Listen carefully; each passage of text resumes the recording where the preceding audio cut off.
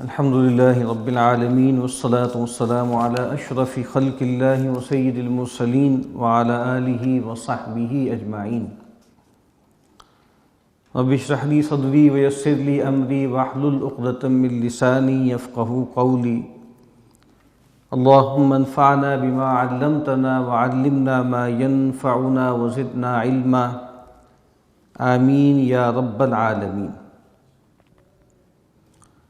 کتاب ریاض الصالحین میں سے جس باب کا ہم کئی نشستوں سے مطالعہ کر رہے ہیں، اس کا عنوان ہے بھوک اور کھردری گزران، اس کی فضیلت کا بیان، اور کھانے پینے، پہننے اوڑھنے اور دوسری جو نفس کی لذتیں ہیں ان میں کم پر اکتفا کرنا، اس کی فضیلت، اور اسی طریقے سے شہوتوں کو ترک کر دینا، اس بات کی فضیلت۔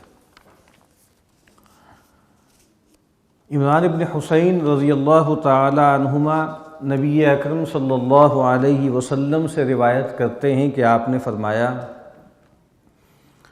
خیرکم قرنی ثم الذین یلونہم ثم الذین یلونہم۔ فرمایا کہ تم میں سب سے بہترین جو زمانہ ہے وہ میرا ہے، پھر وہ لوگ کہ جو ان کے ساتھ ہیں، پھر وہ لوگ کہ جو ان کے ساتھ ہیں۔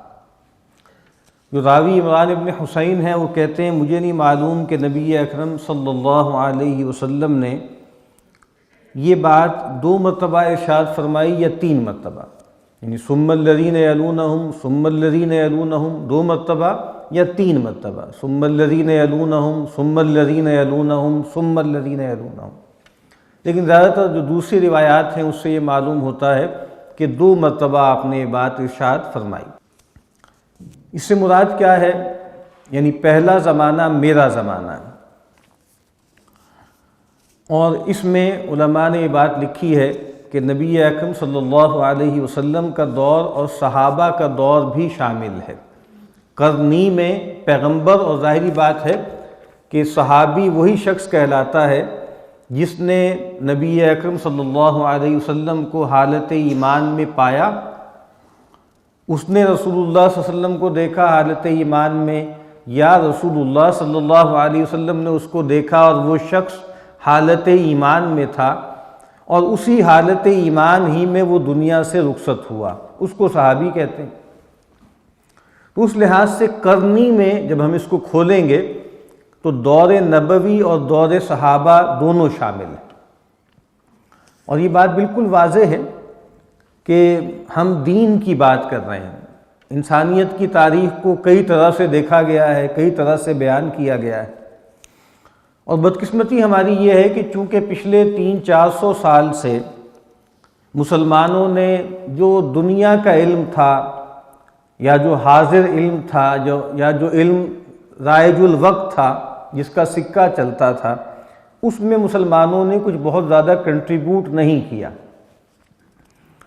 فزیکل سائنسز، نیچرل سائنسز، ان کا جو ہے وہ غلغلہ بلند ہوا، اس کی تدوین ہوئی۔ اس کے بعد دیکھا دیکھی ہیومن یا سوشل سائنسز جو ہیں وہ ڈیولپ ہوئیں، اور اب دنیا بھر میں نیچرل سائنسز یا سوشل سائنسز یا ہیومن سائنسز یا ہیومینٹیز، ان کا جو بھی نصاب ہے وہ سارا کا سارا مغرب کا طے کردہ ہے۔ اس وجہ سے آپ دیکھتے ہیں کہ آپ اینتھروپولوجی اٹھا لیں، آپ آرکیولوجی اٹھا لیں، آپ جو ہے وہ کلچرل سٹڈیز کو اٹھا لیں، آپ سوشولوجی کو اٹھا لیں، سائیکالوجی کو اٹھا لیں، کسی بھی علم کو لے لیجئے، ہم دیکھتے ہیں کہ اس میں انبیاء اور وحی کی جو پوری تاریخ ہے اس کا کوئی ذکر نہیں ہے۔ یعنی جدید علوم کا مطلب یہ ہے کہ ہر چیز کو انسانی نقطہ نظر سے دیکھا جائے گا، اور انسانی نقطہ نظر سے ہی اس کی تعبیر و تشریح کی جائے گی، اس کا بیان کیا جائے گا۔ تو اس وجہ سے ہم دیکھتے ہیں کہ کوئی تذکرہ نہیں ہے، آدم کا تذکرہ نہیں ہے، نوح کا تذکرہ نہیں ہے، انبیاء کا تذکرہ نہیں ہے، بائبل کا تذکرہ نہیں ہے۔ وہ ظاہری بات ہے ایک ریلیجس سٹڈیز کے کسی گوشے میں ایک ریفرنس کے طور پہ بیان ہوگا تو ہوگا، لیکن وہ تذکرہ نہیں ہے۔ اس وجہ سے ہمارا جو تصور ہے تاریخ کا یا جو ہمارا تاریخی شعور ہے وہ سارا کا سارا دس ورلڈلی ہے، اور تاریخ کے اندر پائی جانے والی جو ایک قوت ہے اس کے حوالے سے ہے۔ پہلے انسان جو ہے وہ سٹون ایج میں تھا، پھر اس کے بعد جو ہے ایگریکلچرل ایج آیا، اس کے بعد انڈسٹریل ایج آیا، پھر انفارمیشن ٹیکنالوجی کا ایج آیا، اور آج اس کے بعد جو ہے بہت معاملات آگے چلے جا رہے ہیں۔ اور تصور کیا ہے؟ تصور یہ ہے کہ ہر آنے والا دور پہلے دور سے بہتر ہے۔ یعنی مغرب میں ایک تصور قائم کر لیا گیا کہ جو ہسٹری ہے وہ لینئر ہے۔ لینئر کا مطلب کیا ہے کہ ایک لکیر میں چلتی چلی جا رہی ہے، اور ایک فینومینا آتا ہے، اس کے مقابل میں کاؤنٹر کرنے کے لیے ایک اور فینومینا آتا ہے، پھر وہ دو چیزیں جڑ کر ایک سنتھیسس بنتا ہے، پھر وہ سنتھیسس ایک تھیسس بن جاتا ہے، اور تاریخ آگے جا رہی ہے۔ اور خاص طور پر یہ جو تعبیر ہے، چونکہ امپیریکلی ہمیں ایسا لگ رہا ہے کہ ایسا ہو رہا ہے، خاص طور پہ جو ہمارا نوجوان ذہن ہے وہ چونکہ چیزوں کو دیکھ رہا ہوتا ہے پروگریس کے ماڈل میں، سائنس اینڈ ٹیکنالوجی کے ماڈل میں، تو ہم سب کو اس کا احساس ہے۔ یعنی آپ دیکھیے ٹیکنالوجی جب آتی ہے شروع میں کتنی کڑھب سی ہوتی ہے، کتنی جو ہے وہ بالکل را حالت میں ہوتی ہے، پھر کتنی ریفائن ہوتی چلی جاتی ہے۔ موبائل فون کو دیکھ لیں، شروع میں جب موبائل آیا تھا وہ ایک بستے کی طرح ہوتا تھا، پھر ایک موبائل آیا وہ تقریباً اتنے بڑے سائز کا ہوتا تھا، ڈنڈا سا ایک ہوتا تھا، وہ جس کو ہمارے ہاں مزاح میں کہتے ہیں نا آلہ ضرب شدید۔ پھر وہ چھوٹا ہونا شروع ہوا، ہوتے ہوتے ہوتے ہوتے ہوتے ہوتے اب وہ جیسے ایک چپ میں آ گیا ہے، گھڑی کے اندر آ گیا ہے۔ کمپیوٹر کو دیکھ لیں، آئی بی ایم نے جو پہلا کمپیوٹر بنایا تھا اس کا کیا سائز تھا، پھر ہوتے ہوتے بڑا سائز ہوا، اس کے بعد ڈیسک ٹاپ آیا، اس کے بعد جناب لیپ ٹاپ آیا، اب پام ٹاپ ہے، بس گویا ہتھیلی کے اوپر آپ کر لیں اور ساری چیزیں آپ کو دکھا دیں گے۔ گھڑی کے اوپر جو ہے وہ سارے فنکشن جو ایک کمپیوٹر کے تھے وہ اب آتے جا رہے ہیں۔ تو اس ساری بات کرنے کا مطلب کیا ہے کہ ہم سب کو بھی یہ احساس ہو رہا ہے کہ نہیں جی ہم بہتر ہو رہے ہیں، ہم اچھائی کی طرف جا رہے ہیں، اور ہماری زندگی میں راحتیں، تسکین، آرام، لذتیں، لطف اور ڈیزائر جو فلفلمنٹ کا میکینزم ہے وہ بڑھتا چلا جا رہا ہے۔ اب ایسے دور میں آج کے نوجوان کو آپ یہ بتائیے کہ دیکھیں یہ اچھے دن نہیں ہیں، یہ جو ہے وہ ہیپی ڈیز نہیں ہیں، یہ کوئی اچھے دن نہیں ہیں، یہ ہم خرابی کے دن گزار رہے ہیں۔ سب سے اچھے دن وہ تھے جب پیغمبر موجود تھے۔ اب یہ بات کنسیو کرنا ایک بچے کے لیے، ایک نوجوان کے لیے، بلکہ معاف کیجیے گا اب بڑے بڑے ایڈلٹس کے لیے بھی مشکل ہوتا جا رہا ہے۔ کیسے ہے؟ یعنی وہ دور کیسے اچھا ہو سکتا ہے کہ جب وائی فائی نہیں تھا، جب کمپیوٹر ہی نہیں تھا، جب ٹی وی ہی نہیں تھا، جب بلٹ ٹرین نہیں تھی، جب جو ہے وہ جیٹ پلینز نہیں تھے، وہ دور کیسے اچھا ہو سکتا ہے؟ الیکٹریسٹی ہی نہیں تھی۔ تو یہ بات بہت ضروری ہے، اس بات کو زور دے دے کر بیان کرنا کہ ہمارا پرسپیکٹیو جو ہے وہ دس ورلڈلی نہیں ہے، ہمارا پرسپیکٹیو جو ہے وہ دیٹ ورلڈلی ہے، وہ این جہانی نہیں ہے، وہ آ جہانی ہے۔ وہ جو عالم ہے اس کے حوالے سے ہم چیزوں کو دیکھیں گے، اس پرسپیکٹیو کو سامنے رکھیں گے تو ہماری نجات ہے، ورنہ وہ شدید ترین مغروبیت جو مغرب کی پیدا ہو چکی ہے وہ مزید گہری ہوتی جائے گی، کیونکہ اس سارے جو ترقی ہے اس کا جو ہے فلیگ بیئرر کون ہے؟ وہ مغرب ہے، اور یہ ترقی اپنی انتہائی شکل میں کہاں موجود ہے؟ مغرب میں ہے۔ تو اگر یہ معاملہ ہوگا، اور جس کی وجہ سے ایسا ہوا، ڈاکٹر اسرار احمد صاحب علیہ رحمہ نے بھی یہ بات لکھی ہے نا کہ اسی وجہ سے آپ دیکھتے ہیں کہ ہمارے ہاں بہت سے مذہبی لوگوں نے، تحریکوں نے دین کا جو تصور پیش کیا وہ بھی بہت حد تک ڈس ورلڈلی ہو گیا، اس دنیا کی فلاح، اس دنیا کی ترقی۔ تو گویا اب آپ کیا کر رہے ہیں؟ آپ انہی کی ٹرف پہ آ گئے ہیں، آپ انہی کی پچ پہ آ گئے ہیں، آپ نے ان کا پورا جو پیراڈائم ہے اس کو مان لیا۔ تو اس وجہ سے اگر آج ہم یہ کہیں کہ سب سے بہترین دور کون سا ہے، تو سب سے بہترین دور اللہ کے رسول کا ہے صلی اللہ علیہ وسلم اور صحابہ کرام کا ہے۔ یعنی آپ دیکھیں نا، امت مسلمہ کا عروج و زوال، یہ ایک ٹاپک ہے، کم از کم آپ سمجھ لیں 1 صدی سے اس پر گفتگو ہو رہی ہے۔ امیر شکیب ارسلان نے ایک مضمون لکھا، اور وہ مضمون کیا تھا کہ مسلمان پیچھے کیوں رہ گئے اور غیر اقوام آگے کیوں نکل گئیں۔ اس وقت سے آپ تقریباً 1 صدی گزر گئی ہے کہ مسلمانوں کے ہاں عروج و زوال کا ایک تجزیہ ہو رہا ہے، لیکن کبھی غور کیجئے گا آپ کہ ان سب میں عروج کا تصور بھی دس ورلڈلی ہے اور زوال کا تصور بھی دس ورلڈلی ہے۔ یعنی عروج کا مطلب ہے پولیٹیکل غلبہ، اقتدار، طاقت، قوت، اور زوال کا مطلب ہے محکوم ہونا، مقہور ہونا، مغلوب ہونا۔ حالانکہ سب سے اچھا دور کون سا ہوتا ہے؟ کسی بھی آئیڈیا کے حوالے سے اگر آپ دیکھیں نا، کوئی آئیڈیا، مذہب بھی ایک آئیڈیا ہے، سب سے اچھا وقت کسی آئیڈیا کے حوالے سے کیا ہوتا ہے؟ جب اس کو سبسکرائب کرنے والوں کی تعداد سب سے زیادہ ہو اور اس کے ساتھ کمٹمنٹ رکھنے والے لوگوں کی تعداد سب سے زیادہ ہو۔ تو آپ دیکھیں ہر مذہب میں وہ دور پیغمبر کا ہوتا ہے اور پیغمبر کے ساتھیوں کا ہوتا ہے۔ کسی عیسائی سے پوچھئے جو ابھی تک اگر وہ آرتھوڈاکس باقی رہ گیا ہے تو اس سے پوچھیں کہ بھئی گولڈن ایج کون سی ہے، تو وہ یہ نہیں کہے گولڈن ایج آج کی ہے یا 100 سال بعد ہوگی جب ہم اور ترقی کر جائیں گے، وہ کہیں گے گولڈن ایج جو ہے وہ مسیح کی ہے اور ان کے ساتھی جس دور میں تھے وہ گولڈن ایج ہے۔ تو یہاں پر بھی نبی اکرم صلی اللہ علیہ وسلم ہمیں یہ بات بتا رہے ہیں، اور میں پھر عرض کرتا ہوں اس بات کو ہلکا نہ لیں۔ آج اس بات کی بہت زیادہ اہمیت ہے کہ اس بات کو واضح کیا جائے کہ سب سے اچھا دور گولڈن ایج جو ریپیٹ نہیں ہوگا، ناممکن ہے کہ وہ ریپیٹ ہو۔ ہمارے یہاں غلط فہمی لوگوں کو ہو جاتی ہے کہ خلافت علی منہاج النبوہ پہلے تھی، اس کے بعد دور آئیں گے، پھر دوبارہ خلافت علی منہاج النبوہ ہوگی۔ وہ ایک ماڈل کے طور پر ہے، وہ یہ ہے کہ بھئی اس کے آپ کہہ لیں پیرامیٹرز بھی وہی ہوں گے جو خلافت علی منہاج النبوہ کے تھے، لیکن وہ ریپیٹ نہیں ہو سکتی، وہ ریپلیکیٹ نہیں ہو سکتی۔ کیوں نہیں ہو سکتی؟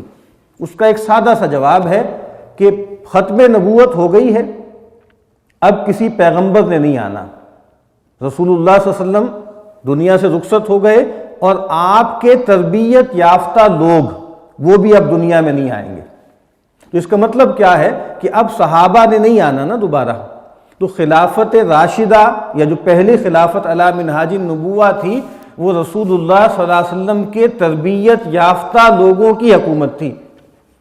اب ظاہری بات ہے بہت اچھے لوگ آئیں گے، ہو سکتا ہے اعمال میں آگے بڑھ جائیں، ہو سکتا ہے اجر میں آگے بڑھ جائیں، بہت سی احادیث میں اس کا تذکرہ ہے، لیکن بہرحال اس کا کوئی امکان نہیں ہے کہ وہ لوگ اب آسمان دوبارہ دیکھ سکے۔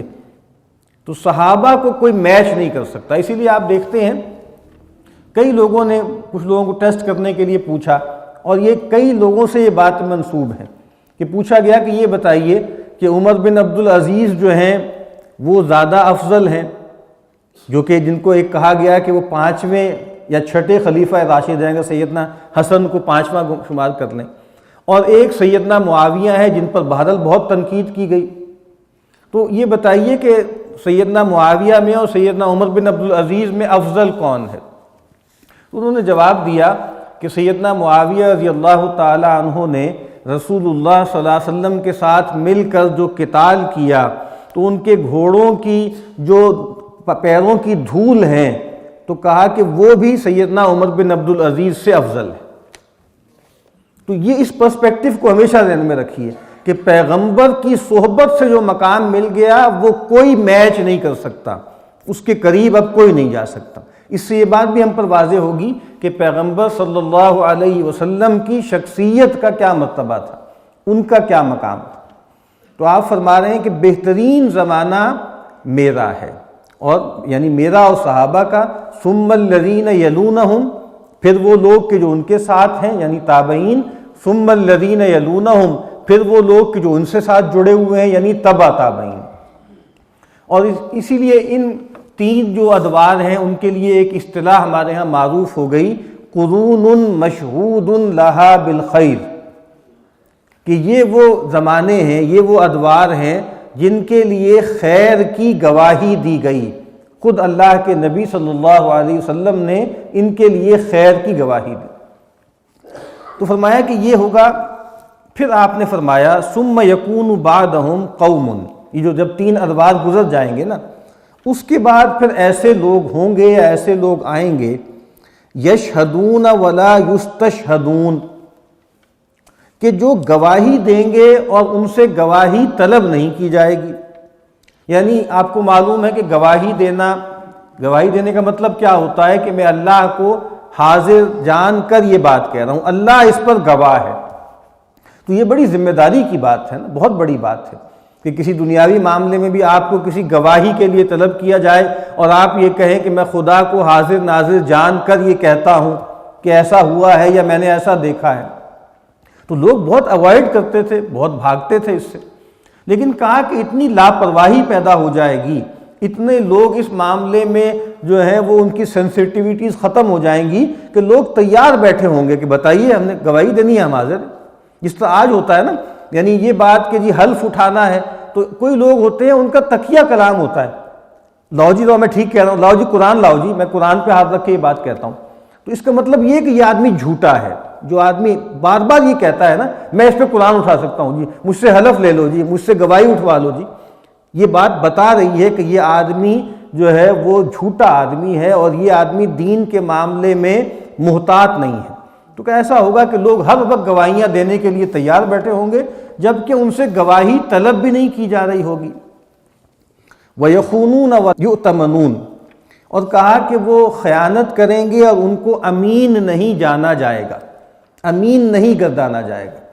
یعنی لوگ جو ہیں اتنی خیانت عام ہو جائے گی کہ یہ بات کہ کون امین ہے، کون کریڈیبل ہے، کون آدمی ہے جو صحیح بات بیان کرتا ہے یا امانت میں جو ہے وہ خیانت نہیں کرتا، ایسے لوگ نہیں ہوں گے.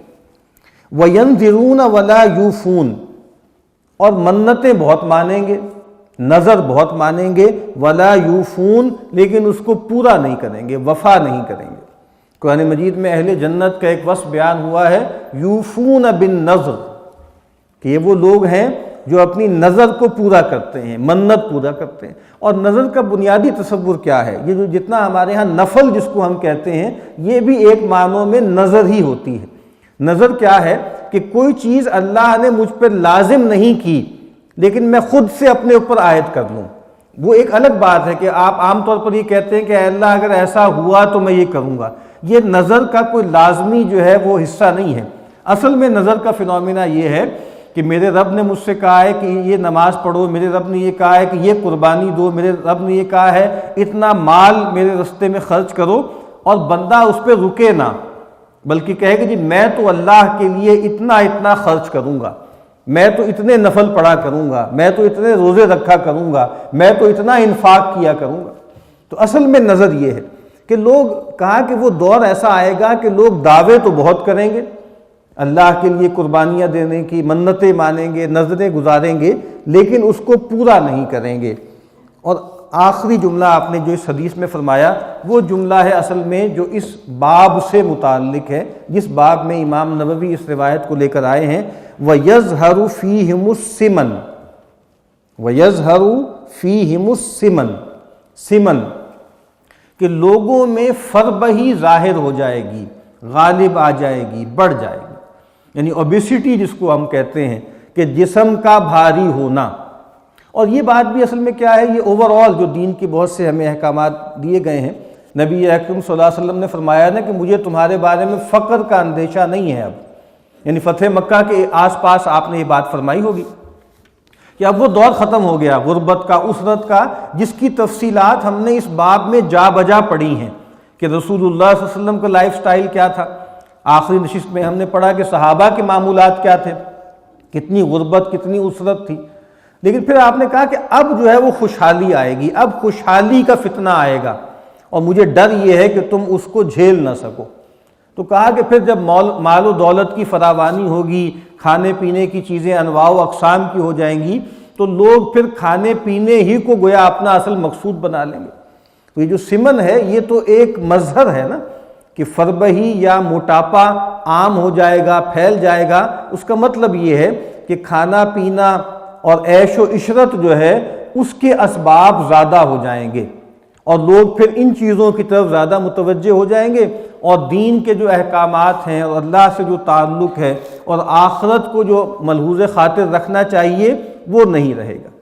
تو پھر روایت پڑھ لیں، اللہ کے نبی صلی اللہ علیہ وسلم نے فرمایا کہ تم میں بہترین زمانہ میرا ہے، پھر وہ لوگ جو ان کے ساتھ ہوں، پھر وہ لوگ جو ان کے ساتھ ہوں.